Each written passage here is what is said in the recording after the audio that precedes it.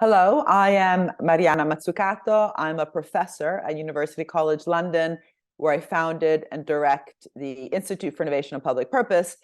But I'm mainly here as the chair of the WHO Council on the Economics of Health for All. And I was really privileged and honored when Dr. Tedros asked me to have this honor. Why? Because we were, of course, living through a huge global pandemic where it was just so evident that we were incredibly unprepared at every level, whether it was the test and trace, the personal protection equipment, the vaccine rollout. We got the vaccines, we didn't vaccinate the world, the digital divide with all these children and students around the world locked in their homes and not actually accessing their human right to education. So it was during that COVID moment that Dr. Tedros asked me to chair this council. And it was an honor because, again, COVID just revealed how wrongly we have organized ourselves. If you think back to the moon landing, 52 years ago, government actually took that seriously. It worked with the private sector. It was outcomes oriented. There was 400,000 people involved. There was a clear goal to the moon and back in a short amount of time. Lots of different homework problems had to be solved along the way. The solutions to those homework problems created huge amounts of innovation, from camera phones, baby formula, foil blankets. The whole software industry could be seen indeed as a spillover. Lots of different sectors: nutrition, materials, aerospace, again, software, working together to solve those hundreds of different problems that needed to be solved for the overall mission, the outcome that was being sought. And that's really what's striking, that whether it's for wars or any sort of military industrial complex problem like the Apollo program was, we don't just put money and hope for the best and do a prayer. We actually organize ourselves in ambitious ways, in an outcomes-oriented way. The first thing that NASA did when it tried to get to the moon was to change procurement contracts away from a cost-plus contracting, which just kind of ends up charging governments money with no actual outcome, towards a challenge-oriented procurement contract. The other thing they did was to make sure that the contracts with the private sector were fair. They had a no excess profits clause, believe it or not, with the companies. In other words, if we're going to do this together, if it's going to require collective investment and collective intelligence, then we should be surely not socializing just risks, but also rewards. And that's what that no excess profits clause meant. Very different from today, where we have had massive excess profits in both the energy sector, the health sector, where many large pharmaceutical companies spend more just on buying back their own shares through share buyback schemes than on research and development. And this is really the problem, that innovation in the health sector requires huge amounts of investment across many different actors in the public and the private and the third sector space. What does it mean to have it outcomes oriented towards goals, fostering massive collective intelligence across many sectors, and stimulating that bottom-up innovation in order to achieve the mission accomplished? And this is why, again, it was an honor for me to accept Dr. Tedros's invitation, because how I interpreted it was that, on the one hand, we've had many different studies talking about the importance of health for the economy. What we haven't had is really what Dr. Tedros was asking for, which is, how do you actually organize the economy to deliver on those health goals? So back to the moon landing, how do you organize the public-private partnerships, the contracting, the procurement, the budgeting in order to get to the moon and back again in a short amount of time?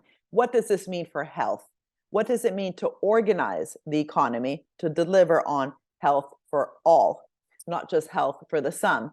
What does it mean for, again, intellectual property rights, for the design of public-private partnerships, for the design of our innovation systems, for the design of our healthcare systems, and all the social and economic determinants of health, for the investments that we need to be making in those different areas, which my colleague here at UCL, Michael Marmot, has, of course, done such a great service to us all through his own research and leadership in that area. And the Council on the Economics of Health for All was set up back in 2020 And it's made up of 10 women economists from around the globe, from representing every continent. Again, I'm honored to chair it. And what we did was we said, in order to actually achieve this very ambitious goal of health for all, we need to ask, how do we redesign, not just design, but really redesign the economy in order to deliver on that? And we ended up organizing our work across 4 different pillars.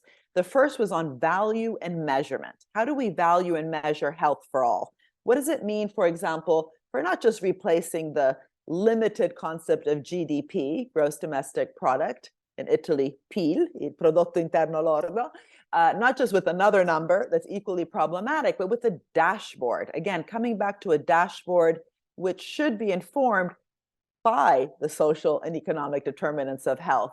If you were driving a car and there was only one number on your dashboard, how much gas you have, or how fast you were driving, or how old your car is, how many miles you've actually driven, you'd probably crash that car. And somehow we've decided that driving and steering our economies are okay just to have one number. And we know that number is limited. Many, including myself, have contributed to the writings to tell us why it's limited. I can tell you that if you pollute, GDP goes up. Just because we have to pay for someone to clean up the mess, GDP goes up. If you marry your babysitter, GDP goes down because a service that someone else was providing that was paid, all of a sudden, perhaps you've married the babysitter, they're still doing the caring work, but for free, GDP goes down. Just those 2 examples should tell you everything you need to know about why that measure is really dysfunctional.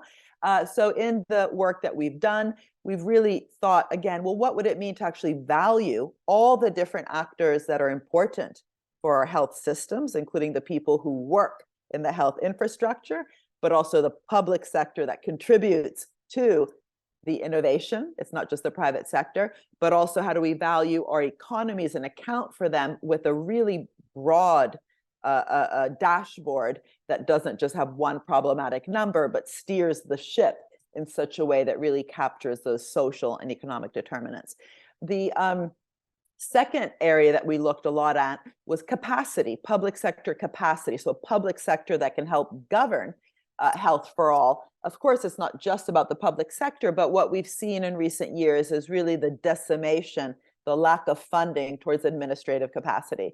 And my own institute, the Institute for Innovation and Public Purpose, did a report with UNDP, the UN Development Program, and we found that the countries that did better in COVID-19 were ones that actually had invested in administrative capacity, including in governing digital platforms, of course, because of the infodemic side of the crisis. I've also written a recent book called The Big Con, how the consulting industry has infantilized our governments, weakened our businesses, and warped our economies, because in fact, what we see, including in Italy, is the over-consultification of our public sector. When McKinsey has to govern an EU recovery program, you have a problem. I could say more, but I won't.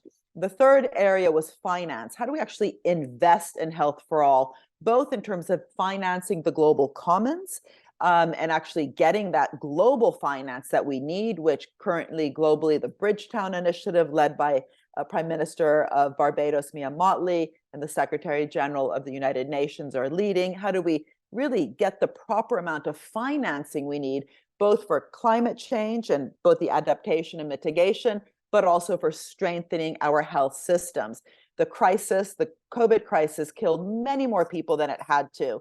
We had excess deaths because of these weak health systems. We need to finance them and make sure that all these recovery funds actually end up strengthening those systems. And personally, I don't think that most of the global recovery program has gone to our health systems, and that's a scandal. In the UK, where I live, we have nurses and doctors out on the street striking because indeed the NHS has not been strengthened. And this is very true across the globe, especially in developing countries. But also part of that finance part is the budgeting. How do we have outcomes-oriented budgeting? How do we think of the problems we have in health as requiring, just like the moon landing, all those different sectors working together so that the finance for health outcomes should not just be coming out of the Department of Health, but also out of course, the Treasury, the Department of Environment, the Department of Nutrition, and so on. That's what an all of government and all of different actors working together in an outcomes-oriented way means. And the fourth pillar is about innovation. How do we govern innovation towards health for all? And, even pre-COVID and now, we know that, innovation, again, requires lots of different actors, but that means to actually then govern the process that benefits the most people as possible, right? So benefiting the common good.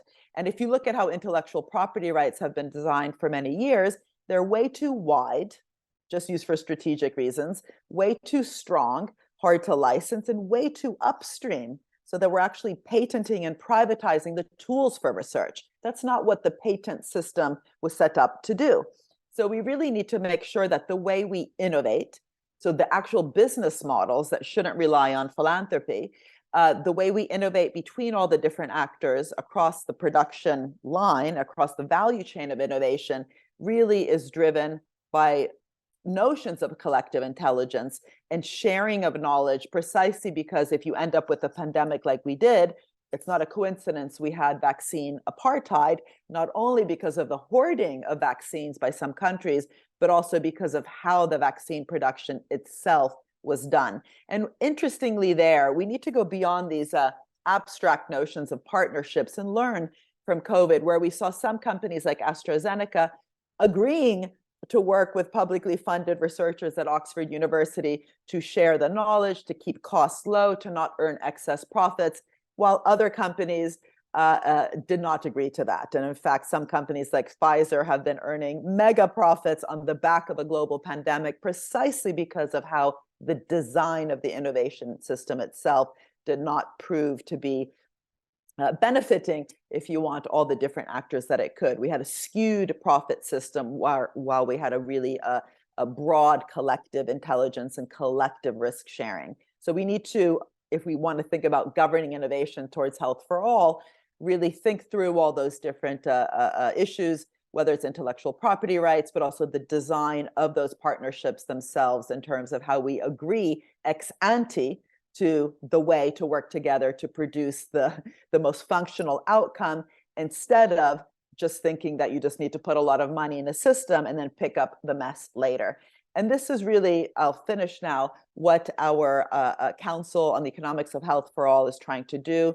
We're thinking, how can we actually design our economies to achieve those kind of outcomes that we're going after ex ante, instead of allowing the system just to go off track and then patch things up, fill the gap ex post. But thank you so much for inviting me to present today. And I will work with the United Nations Executive Board on exactly these topics. How can we have a framing around the common good to actually drive the kind of outcomes that we must absolutely achieve around climate, around health, around the digital divide, and really all the sustainable development goals and the 169 targets beneath them.